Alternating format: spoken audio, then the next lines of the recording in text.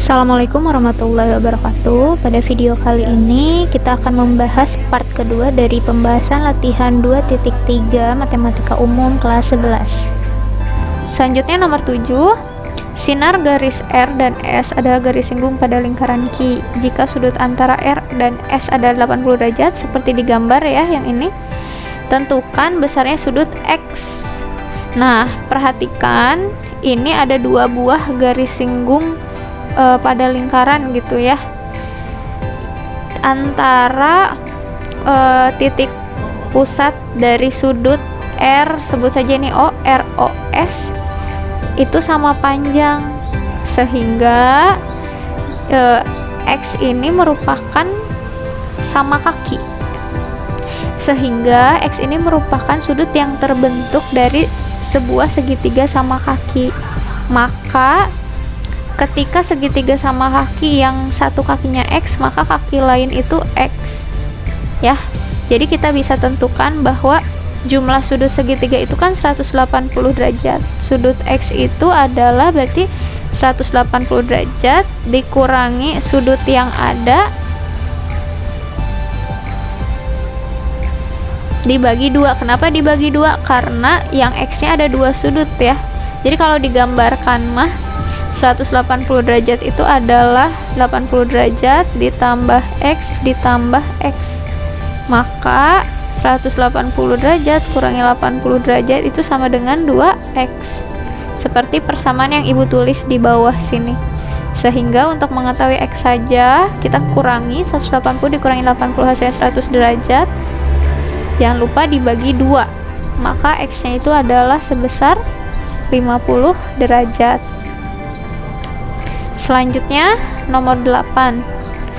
BD dan CD adalah garis pada lingkaran A. Ini maksudnya merupakan ruas garis ya, ada garis di atas itu.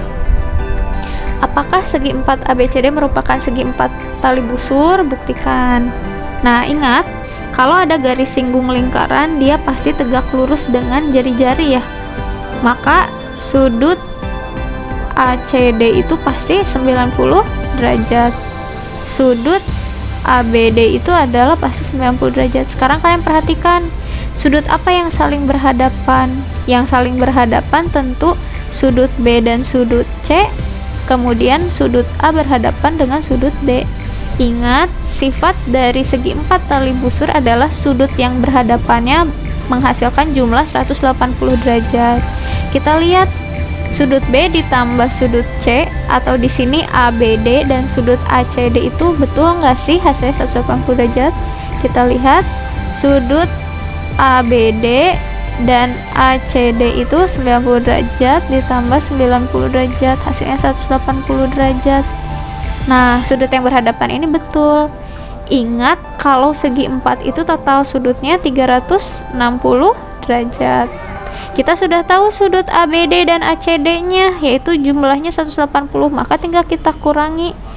Nah, jadi hasil penjumlahan sisa sudutnya itu sudut A ditambah sudut D itu adalah 180 derajat. Ya, jadi terbukti bahwa segi 4 ABCD merupakan segi 4 tali busur. Bu, kok itu nggak kelihatan lingkarannya? Karena ABCD ini membuat lingkaran yang lain di luar lingkaran yang sudah ada gitu ya.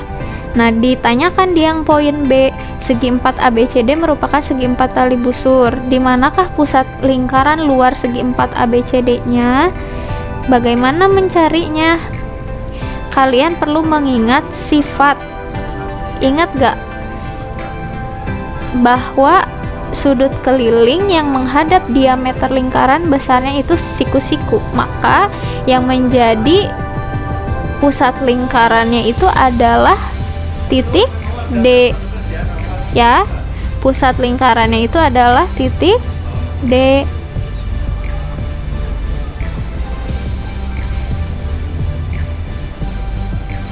Maka yang menjadi titik pusat lingkarannya itu apa? A ke D itu merupakan diameter lingkaran. berdasarkan sifat sudut pusat dan sudut keliling ya. Sehingga pusatnya itu pasti berada di antara AD ya. Jadi ketika ditanya di manakah pusat lingkaran luar segi 4 ABCD, yaitu berada di titik tengah garis AD ya, atau diameter AD. Jadi kalau digambarkan mah ini teh ada lingkaran baru gitu tah. Ini versi yang kurang baik ya. Boleh kalian coba sendiri dengan gambar yang lebih baik menggunakan jangka.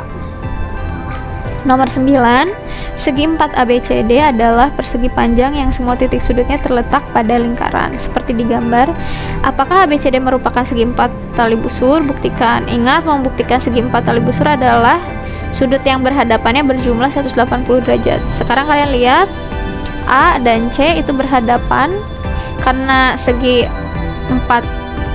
Karena persegi panjang itu pasti besar sudutnya sama ya antara semua sudutnya, maka 4 titik sudut ini pasti memiliki sudut yang sama, yaitu 90 derajat. Sekarang kalian jumlahkan sudut yang berhadapan. Sudut DAB ditambah sudut yang berhadapannya dengan DCB itu 90 derajat tambah 90 derajat, totalnya 180 derajat. Begitu juga sudut yang berhadapan kedua, sudut CDA dengan sudut CBA 90 derajat tambah 90 derajat. Betul ya, 180 derajat, sehingga terbukti bahwa segi 4 ABCD atau persegi panjang ABCD merupakan segi 4 tali busur.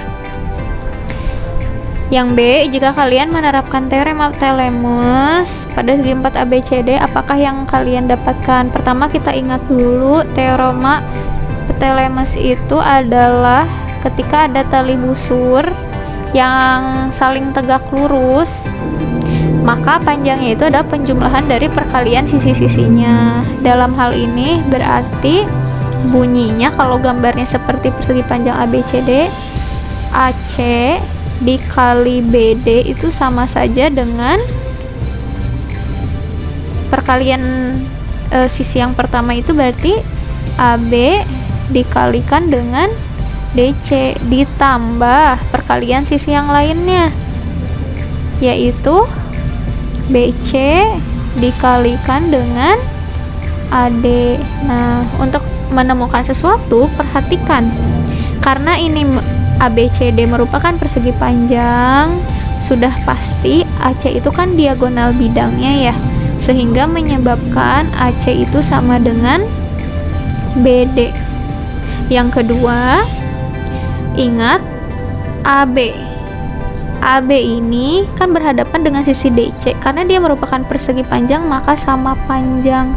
Begitu juga sisi yang BC, dia sama panjang dengan AD karena saling berhadapan. Nah, sekarang kita ubah sisi PD, DC, dan AD menjadi sisi yang ada di sebelah bawah ya, karena panjangnya sama panjang. Berarti kita punya AC dikali BD itu adalah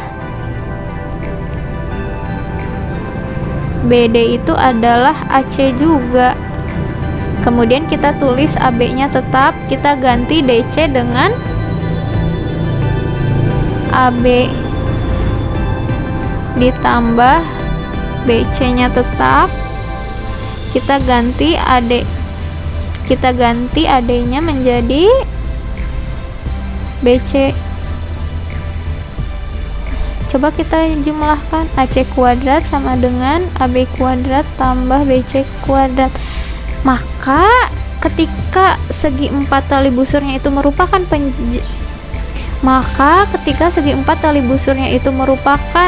persegi panjang yang semua titik sudutnya terletak pada lingkaran, ternyata dia itu menghasilkan teorema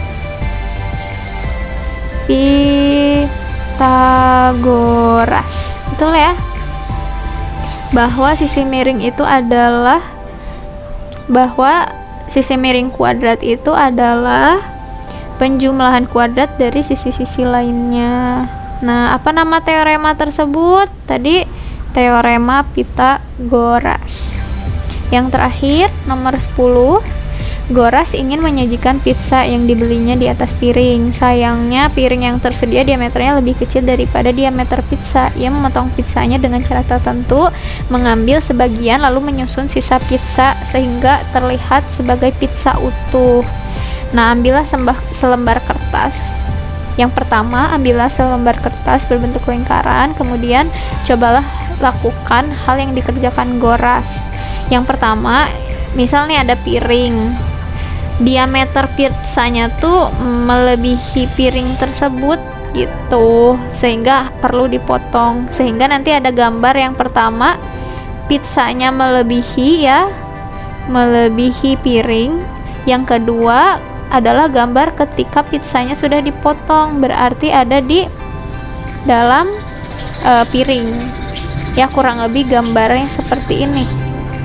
Ini adalah potongan-potongan pizza ketika sebagian sudah diambil agar pizza tersebut muat gitu ya di dalam piring.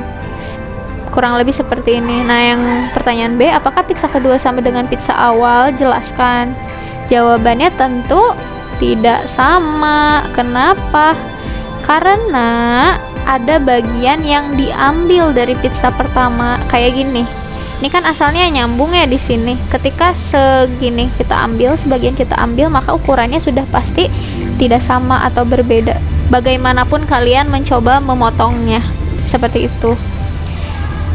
Nah, anak-anak, itu saja yang dapat Ibu jelaskan. Terima kasih atas perhatiannya.